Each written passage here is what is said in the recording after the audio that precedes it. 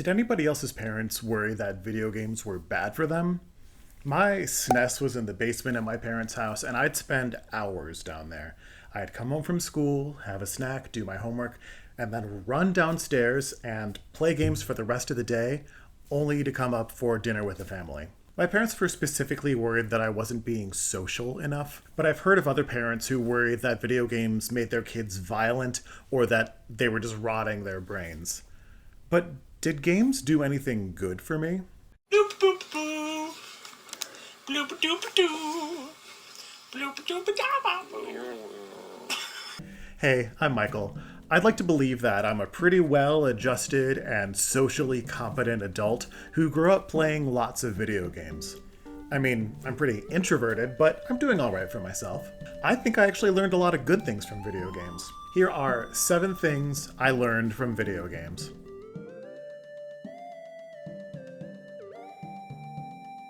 While sometimes I feel the urge to just coast through life, work my 9-to-5 job, and come home to relax, as a child I was inspired by the heroes of video games always working to be the best versions of themselves. Link from the Zelda franchise and Maxim from Lufia 2 Rise of the Sinistrals have to solve problems using whatever tools they have at hand. But you can't rely on just your tools. You have to vary your skills too.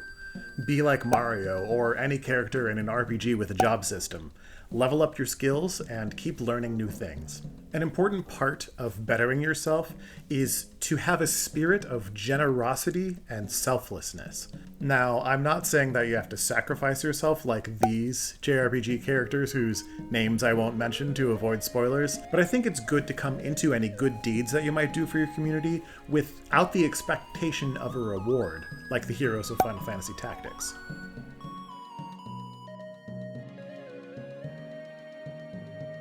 Speaking of community, a lot of games I love talk about the importance of community. Whether you're building the community yourself, like in the Suikoden games or Breath of Fire 2, or you're supporting an established community, like in Tactics Ogre or Harvest Moon, the people around you are important. And if the people immediately around you are important, what about the people a bit further away?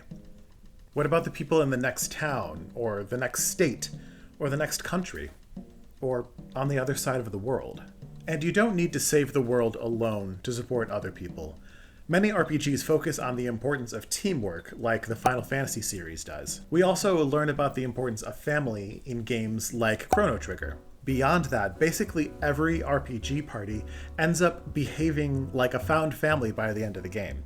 Just look at Chrono Trigger again for that, or Super Mario RPG, or Sea of Stars. Your team, your family, or your found family are important because you can support each other mutually. You should value your team's strengths and recognize that they can do what you can't. Just look at Mario 2 for that.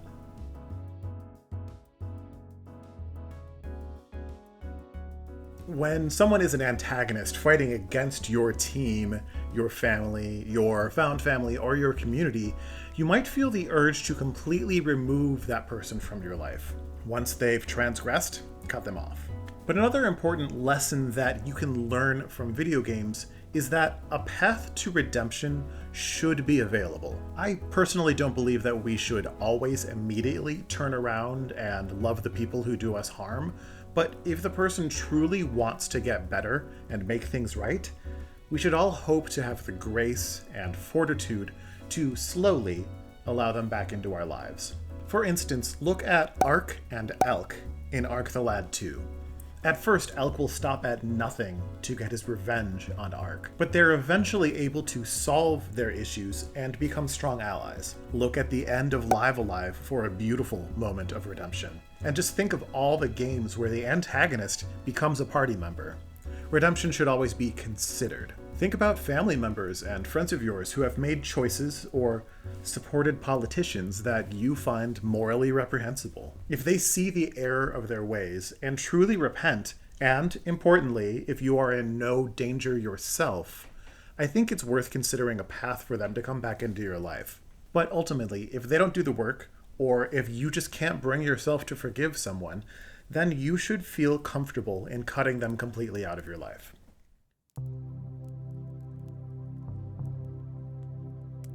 freedom is the end goal of most RPGs and many other games. The heroes in many games strive for freedom from oppressive governments or tyrannical rulers in games like Ogre Battle, Breath of Fire, and most Final Fantasies. Many games focus on freedom from restrictive religions, like Final Fantasy X and Breath of Fire 2. And in, I think, a particularly beautiful example, Marin from Link's Awakening wishes for freedom for herself more than anything. Freedom is an important part of so many stories because it's something all humans need. You should be free to live any life you want to live, as long as it doesn't hurt anybody else and doesn't conflict with anybody else's freedoms. Everybody should be able to live free, happy, healthy lives and not have to worry about, for example, an occupying force trying to starve them to death.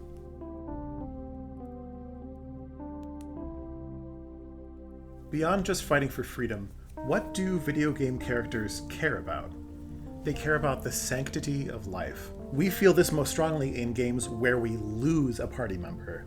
And don't worry, I won't name any to avoid spoilers, but we especially feel the loss of a playable character's death first because of not being able to have them in the party anymore.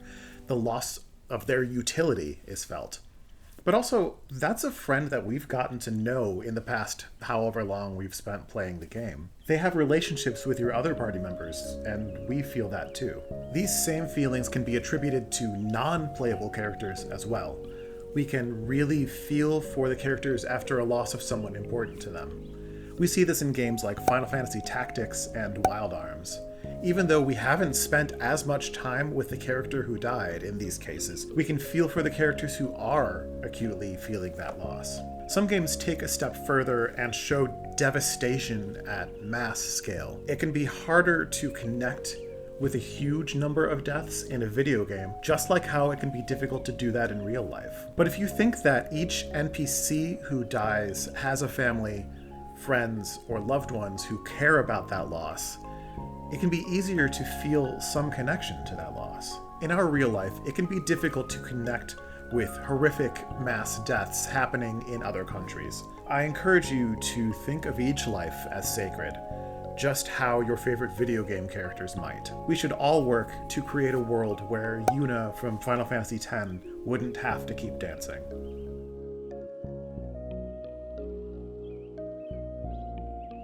This feels related to both the importance of community and the sanctity of life.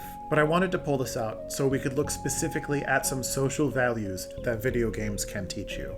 Most RPGs teach us that we should always try to help those in need. Specifically, those weaker than us should be protected, either because we're basically gods, like we are at the end of Sea of Stars and other games, because nobody else can or will, like in Tactics Ogre, or because it's just the right thing to do, like in Suikoden 2. Suikoden 2 and Tactics Ogre, along with Final Fantasy Tactics and others, also have great examples of why classism is bad.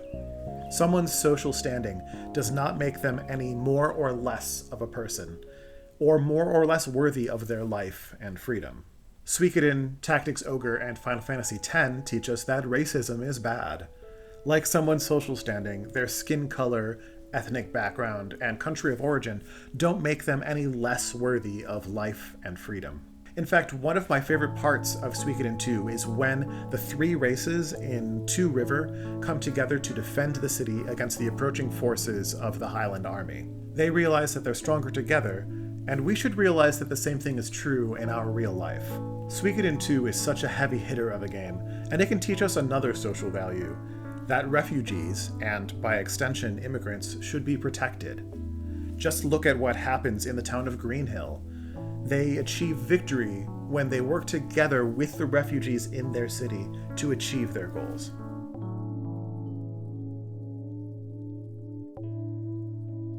Lastly, hope.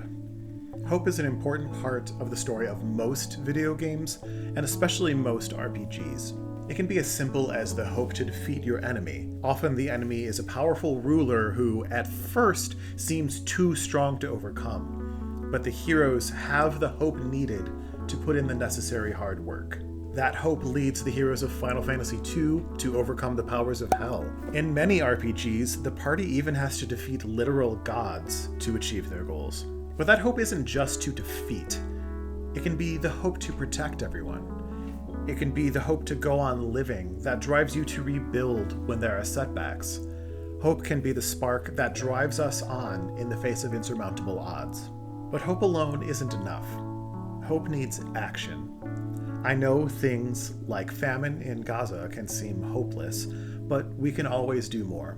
We can donate to humanitarian organizations who can be there in person to do the work that we can't while we are home. We can urge our politicians to do more. We can even just keep speaking out against atrocities ourselves because, with enough visibility, the problems will seem too big to not solve. But be sure to hold onto that hope.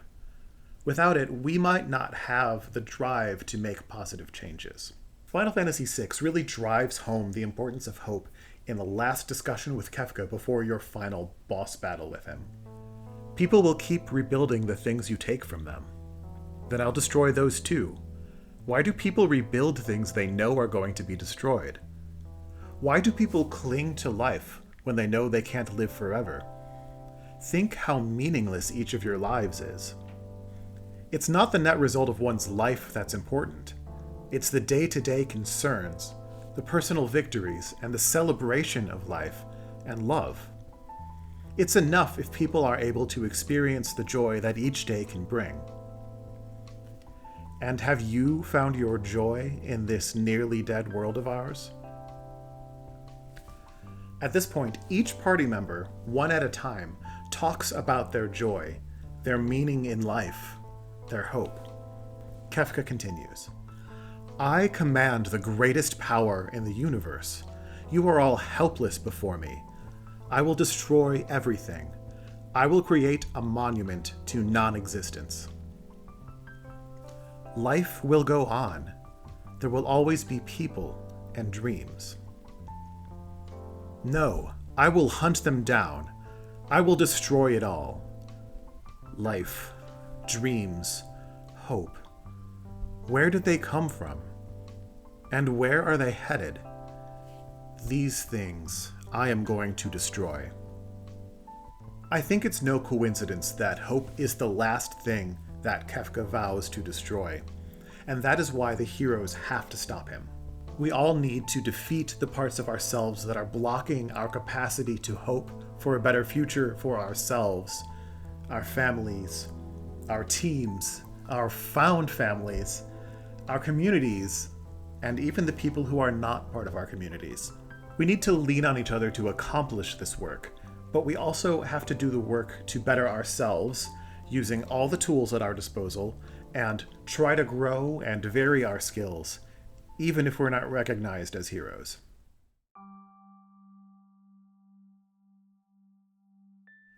I want to leave with a quick bonus lesson that I think is most exemplified by the game Earthbound.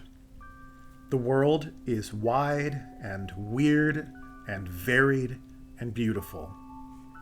Most people in it just want to live. And most people out there just want you to live, too. Thanks for watching this video that's a bit heavier than my typical videos. Let me know the lessons you've learned in the comments. Let's all work to care for each other the best way we can. I love you all. Maintain your groovy selves.